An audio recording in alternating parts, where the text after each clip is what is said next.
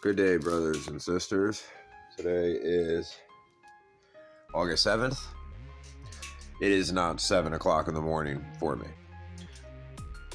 But we're not really paying attention to that. In this video, we want to pay attention to how NASA and all these astronomers can count exactly how many meteors fly across the sky in a year, or how many times the sun releases a flare in its cycle, which could be up to like 3,000 flares in a cycle, and a cycle is like a year or like 15 months or something like that. We'll get into that here in a minute. I've been talking about how there is a 16-hour day. Okay, 12 hours, 16 hours of sunlight. So this right here, around 5:45 in the morning, you get to 6, you start to see the stars start to disappear and everything starts to turn blue. Okay, by 6:30, stars are gone, and they have what they call first light.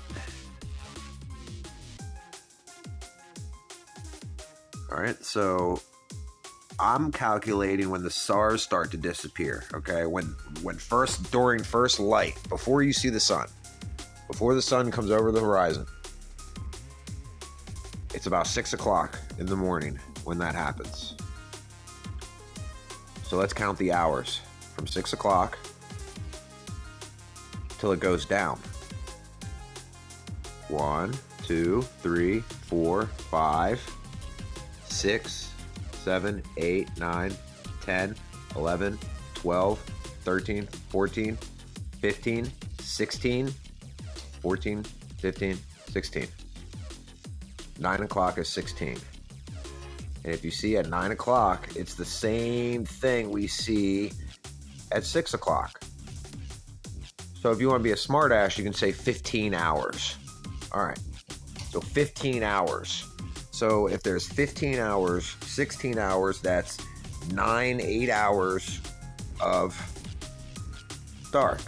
So if there's 9 hours of dark, 15 hours, 16 hours of daylight, how come on the other side of the planet they're getting the exact same amount of daylight?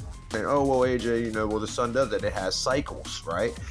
It tilts from one side to the next. Okay, well, let's go back 6 months.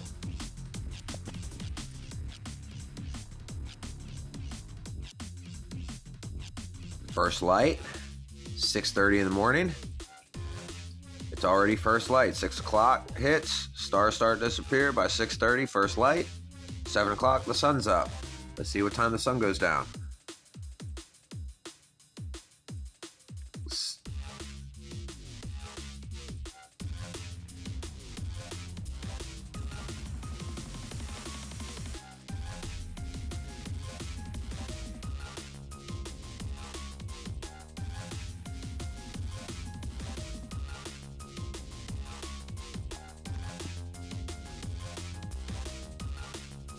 See that? See how that happened? From here, literally, it's 7 o'clock at night,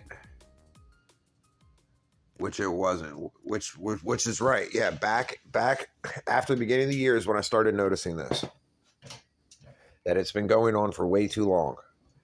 And this right here, between the first of the year, I started noticing it's going down later and later and later and later and later and later and later, and still up at the same time.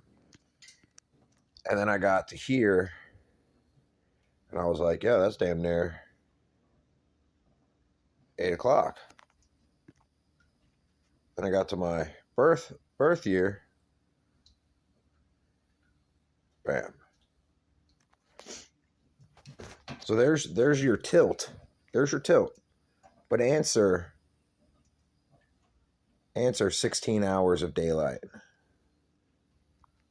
for months on end. Now let's go in the future. Still looking at around 6:30.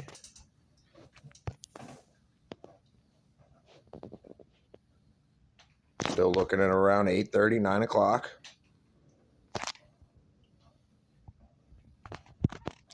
Let's go to October. 8 o'clock still. Sun's looks like it's trying to come up later now.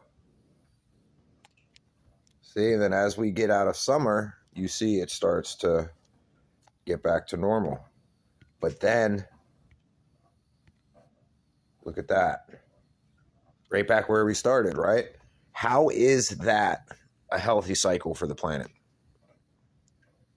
And how is there 16 hours on one side of your ball and 16 hours on the other side of your ball, while each night only has 8 to 9 hours? Now let's move on to the sun and a article that just came out. Now everybody talks about Agenda 2030 and how Agenda 2030 is being pushed forward. So that's why this awakening and all this crazy stuff is happening the way it is. So a way that's NASA, or I guess the science community, is they're going to try to explain this before people start noticing it.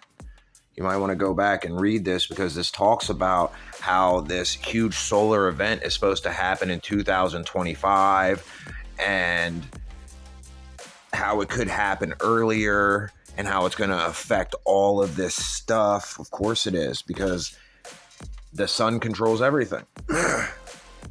Without the sun, we don't grow anything. I still believe it would be blue outside if the sun wasn't here, but that's my personal opinion.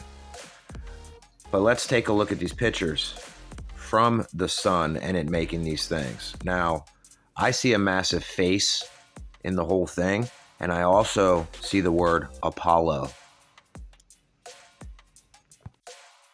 And the fourth angel poured out his bowl on the sun, and the sun was allowed to scorch people with fire. But understand, brothers and sisters, those with Christ will not be burnt. Which branch will you be?